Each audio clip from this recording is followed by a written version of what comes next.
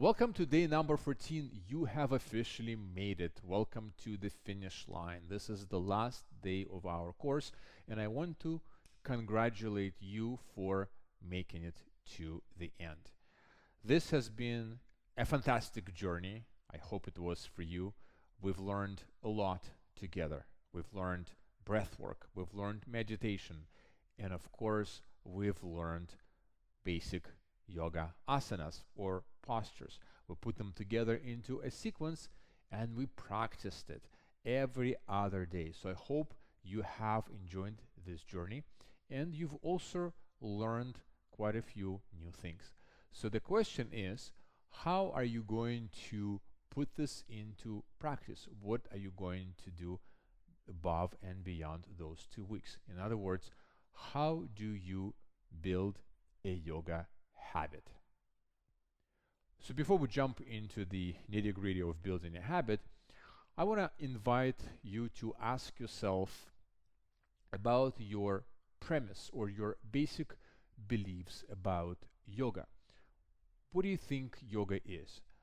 Or maybe let me put it a different way. What do you think yoga is or yoga was before you started the course? And now that you've been exposed to yoga and actually have practiced it and learned about it yourself, what do you think about yoga now? Examine your beliefs. Some of those beliefs could be constructive, such as, for example, yoga is good for my body and for my health. You can take this belief and you can run with it. You can do something about it. Some beliefs could be negatives. For example, if you are a guy, you can say, oh, yoga is purely for women. It's a very feminine type of practice. So that, while could be a very constructive belief for women, maybe not necessarily constructive for guys, because that is not going to help you build your yoga practice. So figure out what are your constructive and negative beliefs around yoga.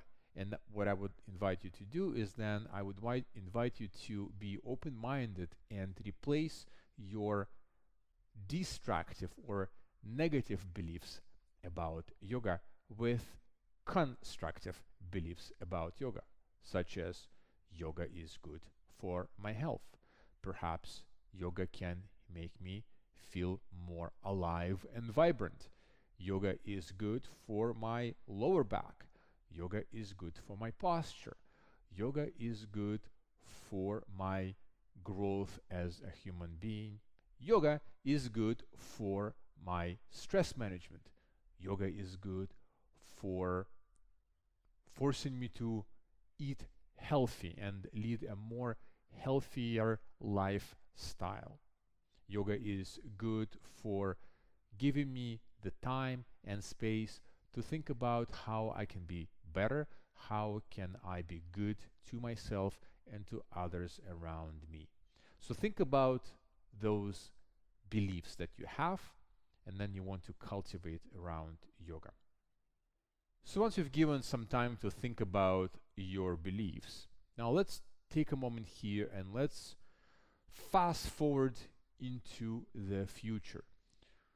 What is your vision? Where are you going with this? What are you trying to get out of this? How do you see yourself in the future after having practiced yoga? Do you see, for example, do you see yourself as a more vibrant and alive person? Do you see yourself being more active physically? Do you see yourself as somebody who has vibrant health?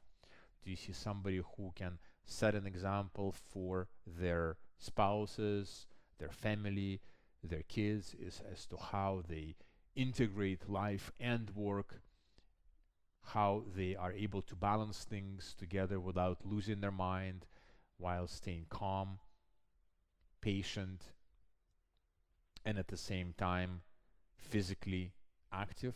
So think about, how do you envision yourself in 1, 2, 3, 4, 5 years from now? Just picture yourself in that state. Setting a vision is really important because that we can visualize our end goal, our end state. something that we can aspire to. So now that you have pictured your vision, your why, you have a goal of how you want to be in a 2 to 3, 4, 5 years.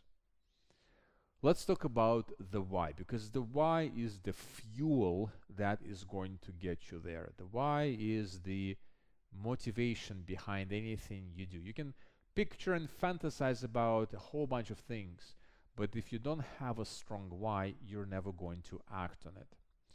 So think about, why is it that you want to be that version of you sometime, some years into the future? What is your why? What motivates you? I'll give you an example.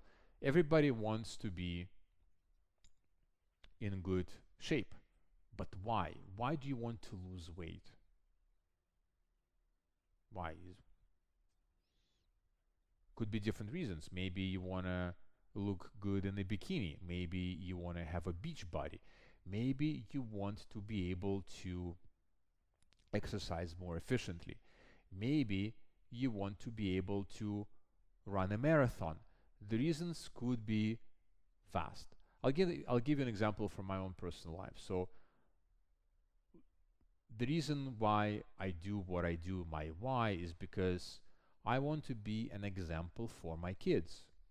I want to set an example that they can aspire to, that they can look at and learn how to be successful at life by living a healthy, physically active lifestyle, practicing physical, emotional, and mental disciplines. Something that I believe can help them become successful at life, no matter what they do, no matter what profession or path they choose at life. The other thing is, my why for what I do is because I want to have a high quality physical, emotional, and intellectual relationship with my wife. If I'm not one of those things, then that relationship is going to be lacking in quality. So therefore, I have to work extra hard to be mentally sharp, emotionally available, and physically fit in order for me to be able to cultivate that relationship. So this is my why, and this is what keeps me going on a daily basis, going through my yoga practice, doing all the different physical, mental, and emotional routines and exercises that I do. So take a moment here and think about your why.